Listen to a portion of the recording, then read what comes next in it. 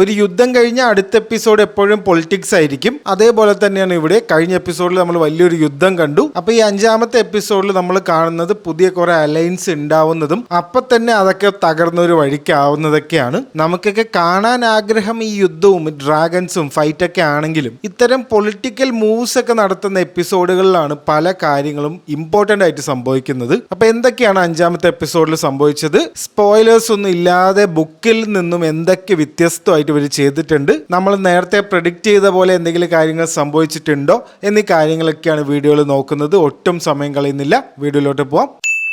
ആദ്യത്തെ സീനിൽ തന്നെ നമ്മൾ കാണുന്നത് ദ ഗ്രീൻസിന്റെ ഒരു തോന്നിവാസമാണ്. മേലിസ് എന്ന ഒരു ഡ്രാഗന്റെ തല വെട്ടിയിട്ട് അത് എല്ലാവരുടെ മുന്നിലൂടെ കൊണ്ടുപോവുകയാണ് ഇവരുടെ വിചാരം ഇത് ഭയങ്കര ഹീറോയിസം ആണ്. ഇതൊക്കെ കണ്ടു കഴിഞ്ഞാൽ നാട്ടുകാരൊക്കെ ഇവരിനെ പൊക്കി പറയുന്നതാണ് ഇവരുടെ ഉദ്ദേശം. പക്ഷെ നേരെ ഓപ്പോസിറ്റ് ആണ് സംഭവിക്കുന്നത്. അതിനൊരു കാരണം കൂടിയുണ്ട്. ഫസ്റ്റ് എപ്പിസോഡിൽ തുടങ്ങുമ്പോൾ നമ്മൾ പറഞ്ഞിട്ടുണ്ടായിരുന്നു ലോർഡ് കോളിസിന്റെ നേവി സാങ്ഷൻസ് പ്രഖ്യാപിച്ചിട്ടുണ്ട് കിങ്സ് ലാൻഡിങ്ങിനെതിരെ. അതായത് കപ്പൽ വഴി ഒരു സാധനങ്ങളും കിങ്സ് ലാൻഡിങ്ങിലേക്ക് എത്തുന്നില്ല. അതിപ്പോ ഫുഡ് ആയിക്കോട്ടെ, ആവശ്യമുള്ള സാധനങ്ങളായിക്കോട്ടെ, ഒന്നും കിങ്സ് ലാൻഡിങ്ങിലേക്ക് ഇപ്പൊ എത്തുന്നില്ല. അത് കാരണം ആൾക്കാർക്കൊക്കെ മതിയായിട്ടുണ്ട്. ആൾക്കാരുടെ കയ്യിൽ പൈസയും ഇല്ല, അവർക്ക് വേണ്ട ഫുഡും ഇല്ല, ഒന്നും തന്നെ ഇല്ല. അതും പോരഞ്ഞിട്ട് ഈ ഡ്രാഗൺസ് എന്ന് പറഞ്ഞ ഒരു ദൈവത്തിനെ പോലെ, ഒരു ഗോഡിനെ പോലെയാണ് ഈ സ്മോൾ ഫോക്സ് ആയിട്ടുള്ള ആൾക്കാരൊക്കെ നോക്കി കാണുന്നത്. അപ്പൊ അവരുടെ മുന്നിലൂടെ ഇങ്ങനെ ഒരു ഡ്രാഗന്റെ തല കൊണ്ടുപോയപ്പോ അത് അവർക്ക് ഒരു കൺഫ്യൂഷൻ ഉണ്ടാക്കുകയാണ് ചെയ്യുന്നത്. അതേപോലെ ഇവര് നുണയൊക്കെയാണ് പറയുന്നത്, ഏഗോണാണ് ഈ ഡ്രാഗന്റെ തല വെട്ടിയത് എന്നൊക്കെയാണ് നാട്ടുകാരോട് ഇവരെന്നെ വിളിച്ച് പറയുന്നത്.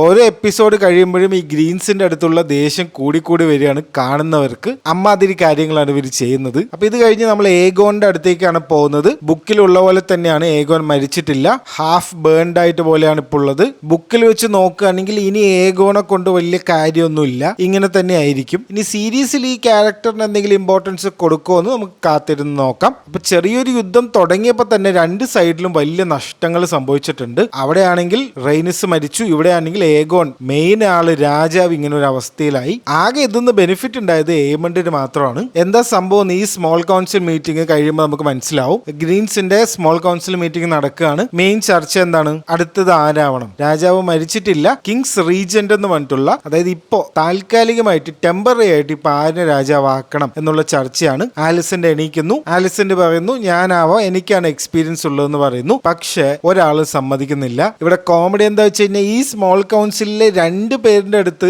ആലിസന്റ് സെക്ഷൽ റിലേഷൻഷിപ്പിലായിരുന്നു, എന്നിട്ട് പോലും അവര് പോലും സമ്മതിക്കില്ല. ബേസിക്കലി ഒരു സ്ത്രീ ഒരു യുദ്ധത്തിന്റെ സമയത്ത് രാജാവ് ആവുക എന്ന് പറയുന്നത് ആർക്കും അത് പറ്റാത്തൊരു കാര്യമാണ്. അവസാനം ഏമണ്ടിനെ തന്നെ അവര് കിങ്സ് റീജന്റ് ആക്കും. ഏമണ്ട് ആണെങ്കിൽ റെഡി ആയിരിക്കുകയാണ് എപ്പോഴാണ് ഇത് ആവുക എന്ന് പറഞ്ഞിട്ട്. ഏമണ്ട് വന്നതും 2-3 കാര്യങ്ങൾ പറയും. ആ റാറ്റ് കാച്ചേഴ്സിനൊക്കെ കെട്ടിത്തൂക്കി ഇട്ടിട്ടുണ്ടല്ലോ, അതിനെയൊക്കെ അഴിച്ച് മാറ്റാൻ പറയും. പിന്നെ കിങ്സ് ലാൻഡിങ്ങിൽ ലോക്ക് ചെയ്യാൻ പറയും. കൊച്ചി ലോക്ക് ചെയ്യടാന്നൊക്കെ പറയുന്ന പോലെ ഒരാൾ ഇവിടുന്ന് പുറത്തു പോകണ്ട, ഫുൾ ആയിട്ട് ലോക്ക് ചെയ്യാൻ പറയും. അപ്പൊ ഇതെല്ലാം പെട്ടെന്നാണ് സംഭവിക്കുന്നത്. ആലിസന്റിന് ഇത് ഭയങ്കര ഒരു ഷോക്ക് തന്നെയാണ്. അപ്പൊ ആലിസന്റ് ക്രിസ്റ്റ്യൻ കോളിന്റെ അടുത്ത് വന്ന് ചോദിക്കും, എന്തുകൊണ്ടാണ് നീ എന്നെ സപ്പോർട്ട് ചെയ്യാണ്ടിരുന്നത്? രാത്രി മാത്രം നിനക്ക് എന്നെ മതിയോ? രാവിലെ ആകുമ്പോ നിന്റെ സപ്പോർട്ട് ഒന്നും കാണാനില്ലല്ലോ, എന്താ സംഭവം ചോദിക്കും. ക്രിസ്റ്റ്യൻ കോളിന്റെ അവസ്ഥ വേറെ തന്നെയാണ്. നമ്മൾ ലാസ്റ്റ് യുദ്ധത്തിന്റെ സമയത്ത് ആൾക്കാർ മരിച്ച് കരിഞ്ഞു പോയതൊക്കെ കണ്ടിട്ടുണ്ടായിരുന്നു കോള്. അപ്പൊ കോള് ആ കാര്യം പറയും, അതായത് യുദ്ധം എന്ന് പറയുന്നത് ചെറിയ കാര്യമല്ല, അതിന്റെ ഒരു ഷോക്കിലാണ് ഞാൻ. ഇപ്പൊ നമുക്ക് വേണ്ടതും പവർഫുൾ ആയിട്ടുള്ള ഒരു രാജാവിനെയാണ്, ഏമണ്ട് തന്നെയാണ് ഇപ്പൊ ബെസ്റ്റ് ഓപ്ഷൻ എന്ന് പറയും. അപ്പൊ ആലിസന്റിന് ഒരു തേപ്പ് കിട്ടും അവിടെ നിന്നും. അപ്പൊ ആലിസന്റ് വിചാരിച്ച പോലെ കാര്യങ്ങളൊന്നും അവിടെ നടന്നില്ല. റെഡിറ്റിൽ ഒരു കാര്യം വായിച്ചിട്ടുണ്ടായിരുന്നു, ഒരു ഫാൻ തിയറി. സംഭവം കോമഡി ആയിട്ട് തോന്നി. അതായത് ഈ ആലിസന്റ് എന്നുള്ള ക്യാരക്ടറിനെ ഇവർ ഭയങ്കര ഇമ്പോർട്ടൻസ് കൊടുത്തിട്ടുണ്ട് സീരീസിൽ. ആക്ച്വലി ഈ ആലിസന്റിനെ ഇപ്പോ ഈ ഒരു സമയത്ത് എടുത്തു മാറ്റിയാലും ഈ ഡാൻസ് ഓഫ് ദി ഡ്രാഗൺസ് ഉള്ള ഈ സംഭവത്തിൽ വലിയ മാറ്റമൊന്നും വരാനില്ല. അതായത് അത്ര ഇമ്പോർട്ടന്റ് ഉള്ള ക്യാരക്ടർ ഒന്നും അല്ല ആക്ച്വലി. പക്ഷെ റെനീറിന്റെ തൊട്ട് ഓപ്പോസിറ്റ് നിൽക്കുന്ന ഒരു ആളായിട്ടാണ് ഇവർ മാർക്കറ്റ് ചെയ്യുന്നതൊക്കെ. അങ്ങനെ ഒരു കാര്യം വായിച്ചിട്ടുണ്ടായിരുന്നു. മിക്കവാറും ഇവരെന്തെങ്കിലും ഒരു അഡീഷണൽ ആയിട്ട് ഒരു സംഭവം ആഡ് ചെയ്യും. അപ്പൊ ആലിസന്റെ ഇനി അങ്ങോട്ട് മകനെയൊക്കെ നോക്കിയിരിക്കുകയാണ്. മര്യാദയ്ക്ക് ജീവിച്ചിരുന്നപ്പോ നോക്കിയിട്ടില്ല, അന്ന് ക്രിസ്റ്റ്യൻ കോളുടെ കൂടെ പോയി. ഇപ്പോഴാണെങ്കിൽ എല്ലാവരും ഒഴിവാക്കിയപ്പോ നേരെ മകന്റെ അടുത്ത് വന്ന് ഇരിക്കുന്നുണ്ട്. ഇനി നമ്മൾ നേരെ ഡ്രാഗൺ സ്റ്റോണിലേക്ക് പോകുന്നു. ബ്ലാക്സിന്റെ മീറ്റിംഗ് നടക്കുകയാണ്. അവിടെയും ഇത് തന്നെയാണ് പ്രശ്നം. റെനീറയ്ക്ക് ഒന്നും ചെയ്യാൻ പറ്റുന്നില്ല. റെനീറയ്ക്ക് പോയി യുദ്ധം ചെയ്യാന്ന് പറഞ്ഞാൽ ആരും സമ്മതിക്കില്ല. അതേപോലെ ഒരു സ്ത്രീ യുദ്ധത്തിന്റെ സമയത്ത് രാജാവായിട്ട് അല്ലെങ്കിൽ മെയിൻ ആളായിട്ട് ഇരിക്കുന്നത് ബാക്കി ആർക്കും അങ്ങോട്ട് ഫുള്ളായിട്ട് ഒരു സാറ്റിസ്ഫാക്ഷൻ തരുന്നില്ല. അപ്പൊ ഇത് റെനീറയും ബാക്കിയുള്ളവരും തമ്മിൽ ചെറിയൊരു അടിപിടി ഉണ്ടാക്കുന്നുണ്ട്. റെനീറ പറയുന്നു റിവർലാൻഡ്സിലേക്ക് പോകണം, മെയ്ഡൻ പൂൾ എന്ന് പറഞ്ഞുള്ള സ്ഥലം പിടിച്ചെടുക്കണം എന്നൊക്കെ പറയുന്നുണ്ട്. പക്ഷെ അവിടെയുള്ള ഓരോ ആൾക്കാർക്ക് ഓരോ കാര്യങ്ങളാണ് വേണ്ടത്. അപ്പൊ എല്ലാ കോൺഫ്ലിക്റ്റും കൂടെ റെനീറയ്ക്കും ഒറ്റയ്ക്ക് മാനേജ് ചെയ്യാൻ പറ്റുന്നില്ല. ഡെയ്മൺ ഉണ്ടെങ്കിൽ വലിയൊരു സപ്പോർട്ട് ആയിരുന്നു. ഡെയ്മൺ കഴിഞ്ഞ അടുത്ത മെയിൻ ആള് സപ്പോർട്ട് ചെയ്യുന്നത് ജെയ്സ് ആണ്, ജസീറസ് ആണ്. ജസീറസിനും ആകെ വയ്യാതെ ഇരിക്കുകയാണ്. കാരണം അമ്മയാണെങ്കിൽ എങ്ങോട്ടും വിടുന്നില്ല. ഇവിടെ വെറുതെ ലോക്കായിട്ട് ഇരിക്കാനൊന്നും എന്നെ കൊണ്ട് പറ്റില്ല എന്ന് പറഞ്ഞിട്ട് ബെയിലിന്റെ അടുത്ത് ഞാൻ പോയിട്ട് വരാന്ന് പറഞ്ഞിട്ട് നേരെ പോകുന്നത് ഹൗസ് ഫ്രേസ് ഉണ്ടല്ലോ, നമ്മുടെ റെഡ് വെഡിങ് ഒക്കെ ചതിച്ച ആ ഒരു ആൾക്കാരുണ്ടല്ലോ, അവരുടെ ഒരു സ്ഥലത്തേക്കാണ്. ഈ സ്ഥലം കുറച്ച് ഇമ്പോർട്ടന്റ് ആണ്. അത് എന്തുകൊണ്ടാന്ന് വെച്ച് കഴിഞ്ഞാൽ ഇവരുടെ ഒരു പാലമുണ്ട്. ദ ട്വിൻസ് കാസിൽ എന്നാണ് ഇവരുടെ ഈ ഹൗസ് ഫ്രേന്റെ ഈ കാസിലിന് അറിയപ്പെടുന്നത്. ഇവർ പണ്ടൊരു പാവപ്പെട്ട ആൾക്കാരായിരുന്നു. അപ്പൊ ഇവർക്ക് ഒരു ബുദ്ധി പെട്ടെന്ന് വന്ന എന്താ വെച്ച് കഴിഞ്ഞാൽ ഒരു പാലം അങ്ങോട്ട് പണിയുക. ആ പാലത്തിൽ കൂടെ സൗത്തും നോർത്തും ആയിട്ട് ഒരു കണക്ഷൻ ഉണ്ടാക്കാൻ പറ്റുള്ളൂ. ഈ പാലം അല്ലെങ്കിൽ ഒരുപാട് സമയം വളഞ്ഞു പോകണം. അപ്പൊ നോർത്ത് നിന്ന് ഒരാൾക്ക് സൗത്തേക്ക് പോകണമെങ്കിൽ ഇവരുടെ ഈ പാലത്തിൽ കൂടെ പോകാൻ പറ്റുള്ളൂ. ബേസിക്കലി ഈ ടോളൊക്കെ പിരിച്ചിട്ടാണ് ഈ ഹൗസ് ഫ്രേസ് ഇപ്പൊ ഈ ഒരു നിലയിൽ എത്തിയിരിക്കുന്നത്. ജെയ്സ് ബേസിക്കലി ആവശ്യപ്പെടുന്നത് നോർത്ത് നിന്ന് ഞങ്ങളുടെ ആർമി വരുന്നുണ്ട്, അവർക്കുള്ള പാസേജ് നിങ്ങൾ നൽകണം എന്ന് പറയും. അപ്പൊ ഫ്രേയിലുള്ള ആൾക്കാർ പറയും ഞങ്ങൾക്ക് വേഗാറിനെ പേടിയാണ്, അതാണ് ഇതാണെന്നൊക്കെ പറഞ്ഞ് കുറച്ച് ന്യായങ്ങളൊക്കെ പറയും. സംഭവം എന്താ വെച്ച് കഴിഞ്ഞാൽ ഇവർക്ക് എന്തോ ഒരു ആവശ്യമുണ്ട്. അപ്പൊ ജസീറസ് ആള് ആക്ച്വലി നല്ല ബ്രില്യന്റ് ആയിട്ടുള്ള ഒരു പയ്യനാണ്. ഒരു നെഗോഷിയേഷൻ ഒക്കെ എങ്ങനെ ഹാൻഡിൽ ചെയ്യണമെന്ന് മൂപ്പർക്ക് നല്ലോണം അറിയാം. നിങ്ങൾക്ക് എന്താ വേണ്ടതെന്ന് ചോദിക്കും. അപ്പോഴാണ് ഹൗസ് ഫ്രേയിലുള്ള ആൾക്കാർ പറയാ ഹാരൻ ഹോൾ ഉണ്ടല്ലോ, ഹാരൻ ഹോളിന്റെ കാസിൽ ഞങ്ങൾക്ക് വേണം. ഈ യുദ്ധമൊക്കെ കഴിയുമ്പോൾ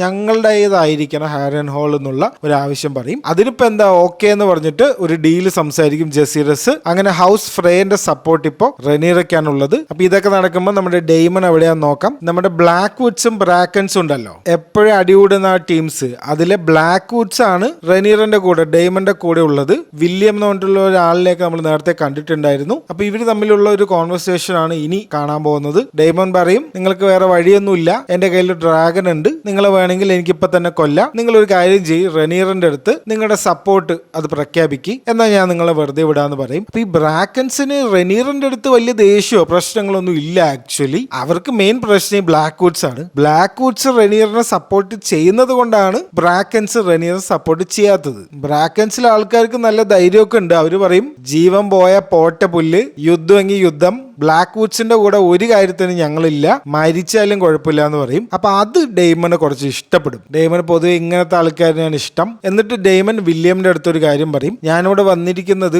ഒരുപാട് ആൾക്കാരെ കൊല്ലാനല്ല, എനിക്കൊരു ആർമീനെ ഉണ്ടാക്കാനാണ്. ഇപ്പൊ ഈ ബ്രാക്കൻസിലെ ആൾക്കാർക്ക് ഇത്ര ധൈര്യം ഉണ്ടെങ്കിൽ എനിക്ക് അവരുടെ ആർമിയിൽ വേണം. നീ ഒരു കാര്യം ചെയ്യ്, ഒഫീഷ്യലി നമുക്ക് ചെയ്യാൻ പറ്റാത്ത കാര്യങ്ങളില്ലേ, അവരുടെ വീക്ക് പോയിന്റ് ഇല്ലേ, അതിൽ കയറി പിടിക്കുക. ആൾക്കാരെ കൊല്ലാതെ തന്നെ ഈ ബ്രാക്കൻസിനെ നമ്മുടെ സൈഡിലേക്ക് കൊണ്ടുപോകും. എനിക്ക് നിങ്ങളെയും വേണം ബ്രാക്കൻസിനെയും വേണം യുദ്ധത്തിന്. ഇത് നമുക്ക് കേൾക്കുമ്പോൾ ഭയങ്കര ഒരു ബുദ്ധിയുള്ള കാര്യമായിട്ട് തോന്നുമെങ്കിലും ഇത് വലിയൊരു മണ്ടത്തരമാണ് ആക്ച്വലി ചെയ്യുന്നത്. കുറച്ച് കഴിയുമ്പോൾ മനസ്സിലാവും. ഇനി നമ്മൾ കുറെ പുതിയ സ്ഥലങ്ങളിലേക്ക് പോകുന്നുണ്ട്. അതിൽ ആദ്യത്തെ സ്ഥലം വെയിൽസ് ആണ്. ലേഡി ജെയിൻ എന്ന് പറഞ്ഞിട്ടുള്ള ഒരു സ്ത്രീയാണ് അവിടെ ഭരിക്കുന്നത്. വെയിൽസിലാണ് നമ്മുടെ ഇപ്പൊ ആരുള്ളത്, റെയ്നി ഉള്ളത്. റെയ്നിയർ അയച്ചല്ലോ റെയ്നിനെയും രണ്ട് പിള്ളേരിനെയും. ഇവിടെ ബുക്കിൽ നിന്നൊരു വ്യത്യാസം എന്താ വെച്ച് കഴിഞ്ഞാൽ ആക്ച്വലി ജസീറസ് ആണ് വെയിൽസിൽ പോയി ജെയിനെ, ലേഡി ജെയിനെ മീറ്റ് ചെയ്യുന്നതും റെനീറയ്ക്ക് വേണ്ടിയുള്ള കാര്യങ്ങളൊക്കെ പറയുന്നത്. പക്ഷെ ഇവിടെ അത് കട്ട് ചെയ്തു. അത് എന്തിനാന്ന് മനസ്സിലാവുന്നില്ല. അപ്പൊ അതെന്തോ ആയിക്കോട്ടെ, ഇവിടെ ലേഡി ജെയിന് ഈ കാര്യങ്ങളൊന്നും അത്ര ഇഷ്ടപ്പെട്ടിട്ടില്ല.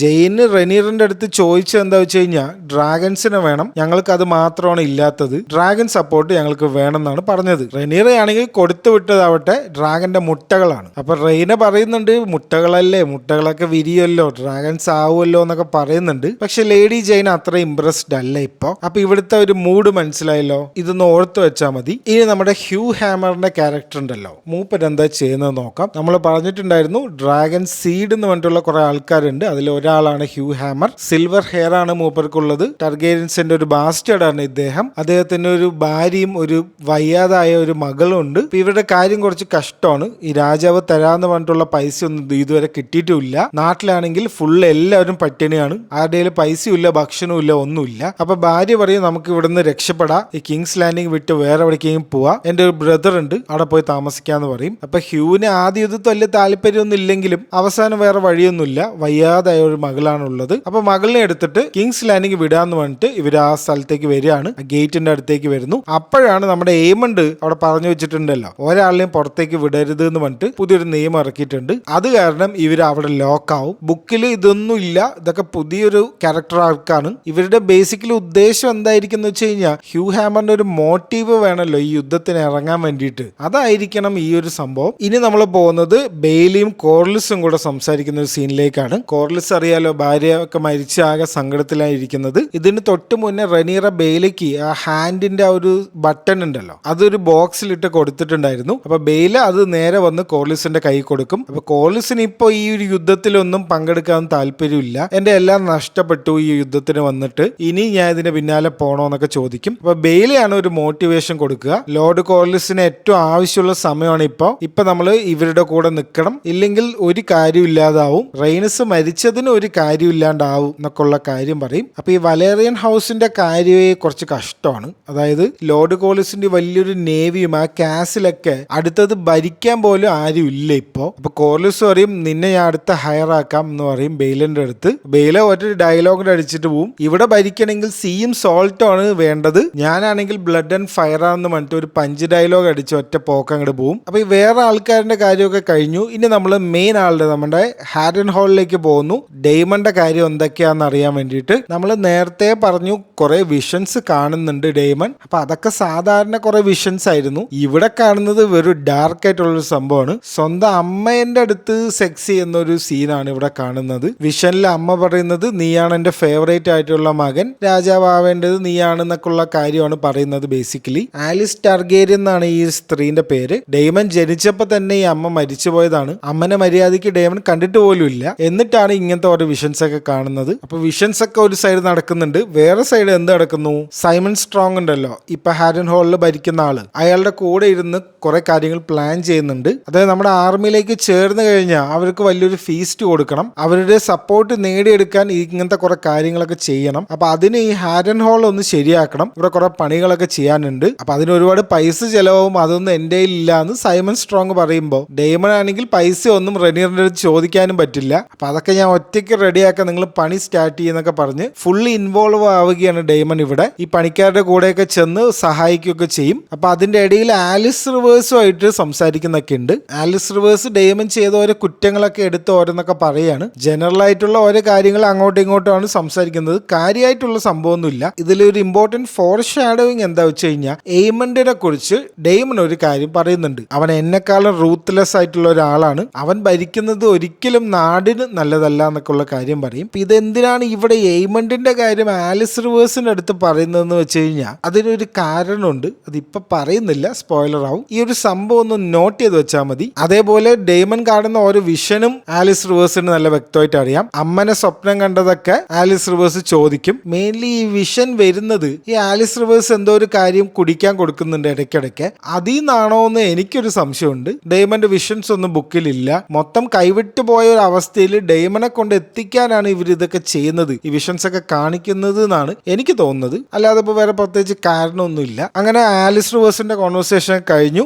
സൈമൺ സ്ട്രോങ് വന്നിട്ട് ഒരു സന്തോഷ വാർത്ത പറയാണ്, ബ്രാക്കൻസുകാർ സറണ്ടർ ചെയ്തു, അവര് നമ്മുടെ കൂടെ ആയിട്ടുണ്ട് എന്ന് പറയും. അപ്പൊ ഡെയ്മൻ അത് കുറച്ച് സന്തോഷമുള്ള കാര്യമാണ്. ഡെയ്മൻ വിചാരിച്ച പോലെ തന്നെ കാര്യങ്ങളൊക്കെ നടന്നു എന്നുള്ള രീതിയിൽ. പക്ഷെ ആ ദിവസം രാത്രി വരെ ആ സന്തോഷം ഉണ്ടായിരുന്നുള്ളൂ. രാത്രി ഉറങ്ങാൻ കിടക്കുമ്പോൾ സൈമൺ സ്ട്രോങ് വീണ്ടും വരും, ഡെയ്മനെ വിളിച്ച് എണീപ്പിക്കും. കുറച്ച് ആൾക്കാർ കാണാൻ വന്നിരിക്കുന്നു എന്ന് പറയും. സംഭവം എന്താ വെച്ച് കഴിഞ്ഞാൽ ബ്ലാക്ക്വുഡ്സിലെ ആൾക്കാർ അത് കുറച്ച് ഓവറാക്കി. ഇവർ തമ്മിൽ ഭയങ്കര അടിയാണ്, വർഷങ്ങളായിട്ട് ഇവർ തമ്മിൽ അടികൂടിക്കൊണ്ടേ ഇരിക്കുകയാണ്. അപ്പൊ പെട്ടെന്ന് ഈ ബ്രാക്കൻസുകാർ ഇങ്ങനെ സറണ്ടർ ചെയ്തപ്പോൾ അത് അവര് മാക്സിമം മുതലാക്കി. അവരുടെ ഒരുപാട് സേക്രഡ് ആയിട്ടുള്ള സെപ്റ്റിനൊക്കെ തകർത്തു, ഒരുപാട് അക്രമങ്ങൾ അവർ ചെയ്തു. അപ്പൊ ഇത് കാരണം ഞങ്ങൾ നിന്നെ സപ്പോർട്ട് ഒന്നും ചെയ്യില്ല. പിന്നെ നീ ആണെങ്കിൽ ചെറിയ കുട്ടികളിനൊക്കെ കൊല്ലാൻ വിടുന്ന ആളാണ്, ഏഗോന്റെ കുട്ടീനെയൊക്കെ കൊന്നില്ല, ആ കാര്യമൊക്കെ ഇവിടെ വെച്ച് പറയും. നിന്റെ ടർഗേരിയൻ ബാനറിന്റെ അണ്ടറിലാണ് ഈ ബ്ലാക്ക്വുഡ്സുകാർ ഇതൊക്കെ ചെയ്തു കൂട്ടിയത്. അപ്പൊ ഇങ്ങനെയുള്ള നിന്നെ ഒന്നും ഞങ്ങൾ ഇതിന് സപ്പോർട്ട് ചെയ്യില്ല എന്നുള്ള കാര്യം പറഞ്ഞിട്ട് അവര് പോവും. അപ്പൊ ഇത് ഡെയ്മണ്ട് ഭയങ്കര ഒരു ഫെയിലിയർ ആണ്, വിചാരിച്ച കാര്യം ഒന്നും നടന്നില്ല, ഇവിടെ റെനോവേഷൻ ചെയ്തതും വേസ്റ്റ് ആയി. ഇനി നമുക്ക് ഡ്രാഗൺ സ്റ്റോണിലെ റനീറിന്റെ കാര്യം ഒന്ന് നോക്കാം.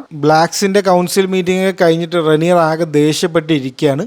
എന്നെ ആർക്കും ഒരു വിലയില്ല, എനിക്കാണെങ്കിൽ ഒന്നും ചെയ്യാനും പറ്റുന്നില്ല എന്നൊക്കെ പറഞ്ഞിട്ട് ഈ പ്രശ്നങ്ങളൊക്കെ പറയുന്നത് മിസേരിയന്റെ അടുത്താണ്. നമുക്കറിയാം മിസേരിയ ആളൊരു റീസണബിൾ ആയിട്ടുള്ള ആളാണ്, കാര്യങ്ങളൊക്കെ അറിയാം. ഒരു പെണ്ണായതുകൊണ്ട് എനിക്ക് ഇവിടെ ഒരു വിലയില്ല എന്നൊക്കെ മിസേരിയന്റെ അടുത്ത് പറയും. അപ്പൊ മിസേരിയ പറയും, ഈ യുദ്ധം എന്ന് പറയുന്നത് വാളെടുത്ത് വെട്ടൽ മാത്രമല്ല, പല രീതിയിൽ യുദ്ധം ചെയ്യാം, നമുക്ക് വേറൊരു രീതിയിൽ യുദ്ധം ചെയ്ത് നോക്കാം എന്നുള്ള കാര്യം പറയും. എന്താ സംഭവം എന്ന് വെച്ച് കഴിഞ്ഞാൽ, സ്മോൾ ഫോക്സ് ഉണ്ടല്ലോ, കിങ്സ് ലാൻഡിങ്ങിലെ സ്മോൾ ഫോക്സിനെ, അതായത് സാധാരണ ജനങ്ങളിലെ ഒരാളും മൈൻഡ് ചെയ്യുന്നേ ഇല്ല. അവർക്കുള്ള പ്രശ്നവും അവർക്ക് ഭക്ഷണം ഇല്ലാത്തതും പൈസ ഇല്ലാത്തതൊന്നും കിങ്സ് ലാൻഡിങ്ങിലുള്ള ആൾക്കാരൊന്നും മൈൻഡ് ചെയ്യുന്നേ ഇല്ല. ഒരുപാട് റൂമേഴ്സ് അവരുടെ ഇടയിൽ ഇപ്പൊ തന്നെ ഉണ്ട്. ഏഗോൺ മരിച്ചു എന്നുള്ള കാര്യവും ഗ്രീൻസിനെ കൊണ്ട് വലിയ കാര്യമൊന്നും ഇല്ല എന്നൊക്കെ പല റൂമേഴ്സ് അവരുടെ ഇടയിലുണ്ട്. അപ്പൊ നമുക്ക് ഇതിനൊന്ന് നൈസായിട്ട് യൂസ് ചെയ്യാം എന്ന് മിസേരിയ പറയുന്നു. അപ്പൊ അത് റെനീറയ്ക്ക് ഒരു സപ്പോർട്ട് ആവുന്നുണ്ട്. എന്നിട്ട് എന്ത് ചെയ്യുന്നു വെച്ച് കഴിഞ്ഞാൽ, റെനീറിന്റെ ഒരു ഹെൽപ്പ് ചെയ്യുന്ന ഒരു പെൺകുട്ടിയുണ്ട്, ആലിൻഡ മാസി എന്നാണ് പെൺകുട്ടിയുടെ